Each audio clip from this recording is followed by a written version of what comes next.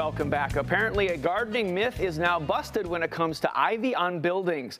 An article in the UK magazine New Scientist this spring with a punny title, Looking Just Fine. The article says the idea that ivy causes major structural damage to buildings and we should remove it whenever we can isn't actually true.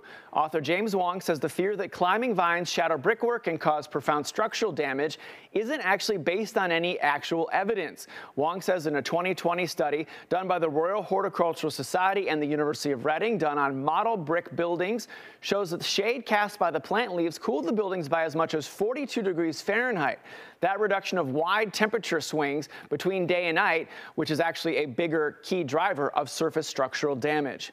And the ivy didn't actually significantly raise humidity levels, but rather help stabilize them. Inside this living coating on a building also lowered summertime temps inside those buildings by about 40 degrees, and the ivy was expected to reduce heating bills by as much as 20% in the winter, though it should be noted that that study was done in a climate with much milder winters than our own and was done on new brick construction.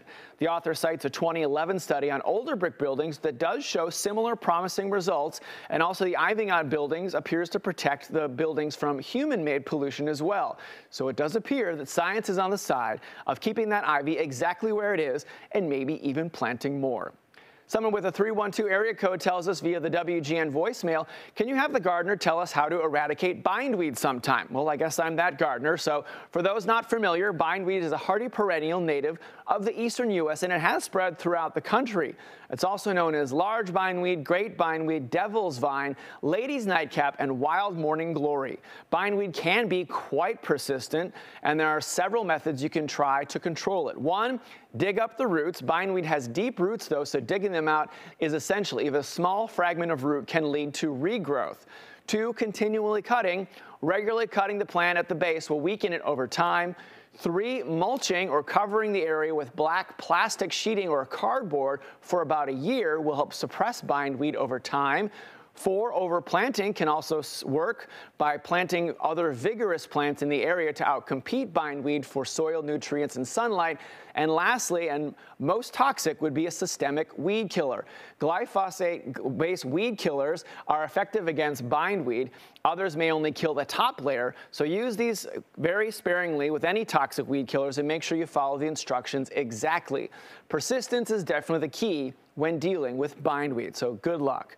Vicki in Batavia wrote in about these alien-looking bumps on the leaves of her linden tree. She thinks it's mites that's causing the problem, but she's worried these might jump to other trees on her property. And as she mentioned, it does look like a classic case of linden leaf gall. A gall is a defensive response that the plant mounts against the invading mites. Now, these type of mites seem to only like linden trees, so even when they do get out of control, they likely will not affect the health of the tree, but perhaps only the aesthetics of the linden tree. Now, the mites that are the cause of these blemishes will try and overwinter in your tree and the leaves on the ground by laying eggs in the fall, but from what I've been able to determine, you can stop their life cycle by spraying insecticidal soap mixed with some water on the tree before it produces leaves in the spring. So mark your calendar for early March of next year.